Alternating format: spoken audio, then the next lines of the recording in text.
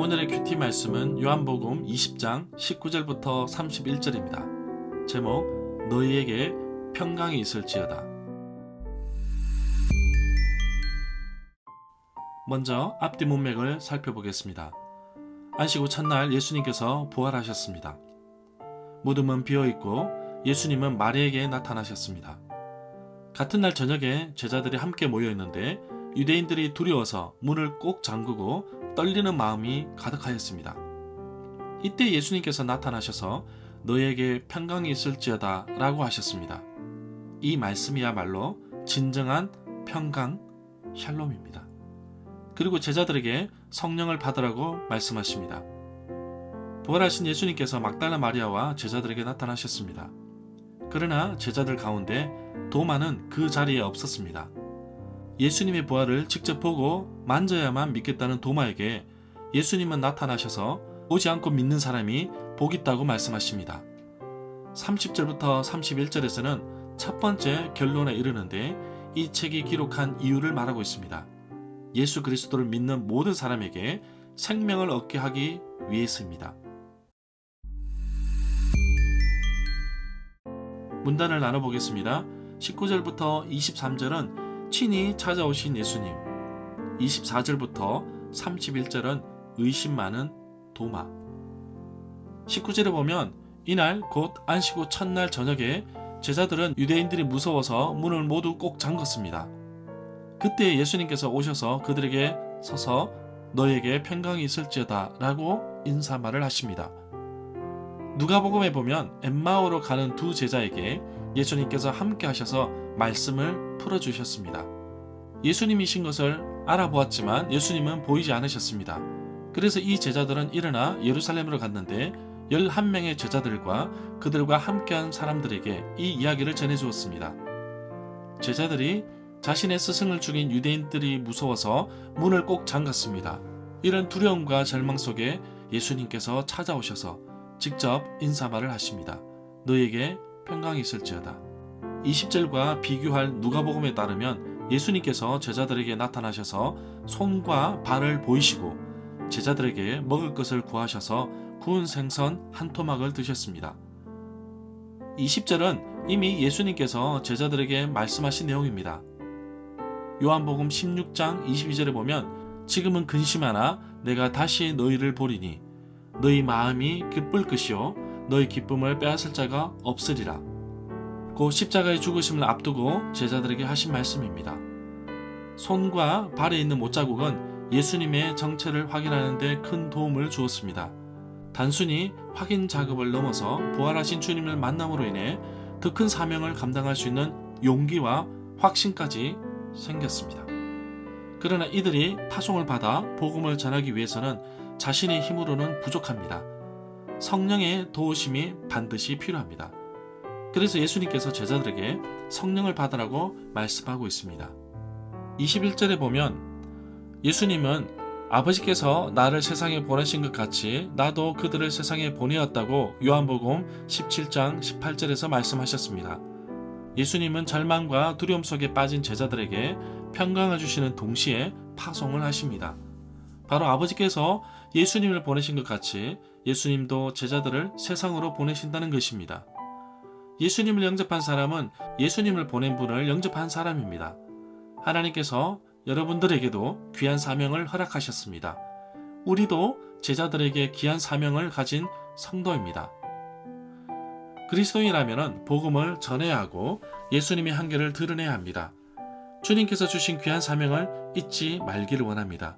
주신 기회와 주신 물질과 주신 재능을 주를 위해 잘 사용하는 청지기가 되기를 원합니다. 22절에서 성령을 받으라고 말씀하시는데 성령의 전달은 마치 입김을 불어넣는 것처럼 숨을 내쉬는 것을 통해 설명하고 있습니다. 이것은 창세기 2장 7절에서 여호와 하나님께서 땅의 흙으로 사람을 지으시고 그 코에 생기를 불어넣으셔서 사람이 생명이 되었다고 말하는 것처럼 생명을 부여하는 구약 성경의 표현 방식으로 볼 수 있습니다. 제자들은 사도행전에서 성령 세례, 성령 강림, 성령 충만을 통해 예수님께서 주신 사명을 수행하는 도구로서 그들의 삶을 불태우는 귀한 사역을 감당하게 될 것입니다. 24절에서 12제자 가운데 디두모라고 불리는 도마는 예수님께서 오셨을 때 다른 제자들이 있던 자리에 없었습니다. 이 구절에서 디두모라는 말은 쌍둥이라는 뜻입니다. 도마는 요한복음 11장에도 등장합니다.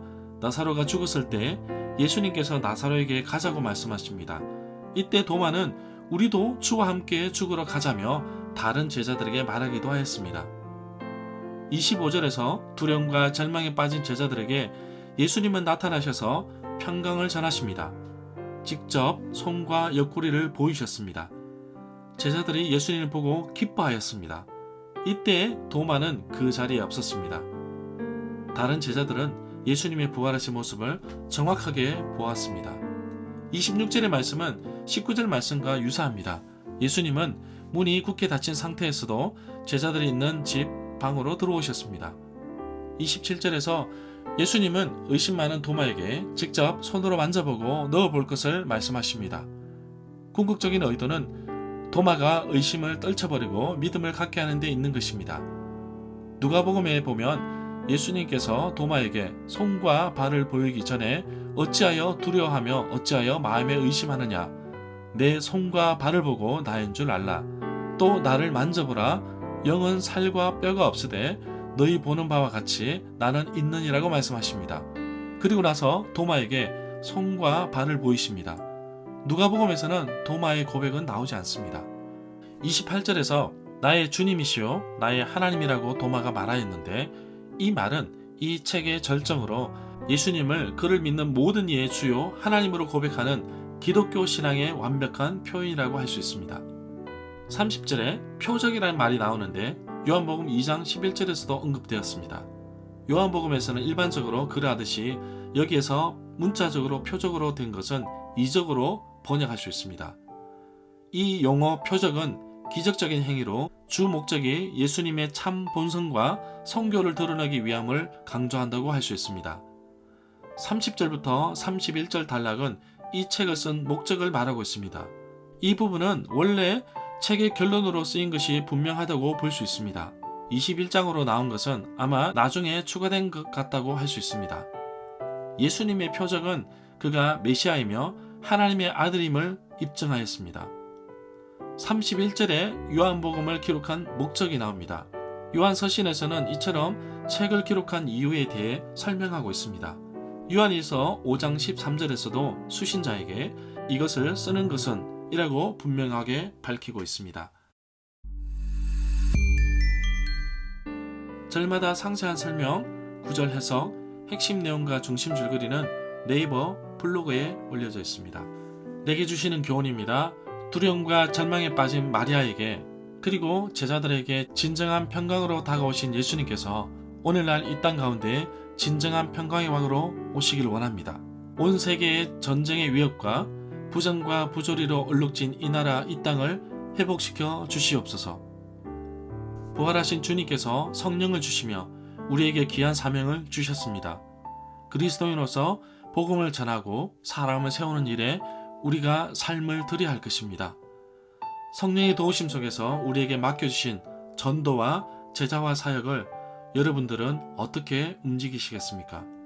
예수님의 명령에 우리는 모두 선교사나 전도자가 되어야 할 것입니다. 그러나 모두가 그렇게 할 수는 없습니다. 그렇기 때문에 선교사로 헌신한 자들을 기억하며 기도하며 많은 격려와 관심이 필요합니다. 의심 많은 도마에게 직접 오셔서 보여주신 예수님은 도마가 믿음을 회복하고 다시금 세워지기를 바라셨습니다. 우리의 신앙이 마치 도마의 행동처럼 의심으로 가득 차 있거나 하나님의 능력을 보지 않고서는 믿지 않겠다고 떼쓰는 경우가 있음을 고백합니다. 궁지에 몰릴 때, 때로는 고난을 당할 때 나의 모습이 얼마나 중요한지를 보게 됩니다. 의심 자체가 죄는 아니지만 나의 의지와 결합하여 죄로 이어질 수 있기 때문에 우리가 신뢰할 수 있는 것은 하나님과 그분의 말씀인 성경뿐입니다. 흔들리지 않는 믿음과 기초가 중요하듯이 말씀 위에 나의 믿음을 세우기를 원합니다. 나 역시 예수님을 직접 보지는 못하였지만 기록된 성경 말씀과 성령의 가르침 속에 나는 예수님의 역사심을 느끼고 있습니다. 오늘도 우리 주님과 함께하는 하루가 되기를 원합니다.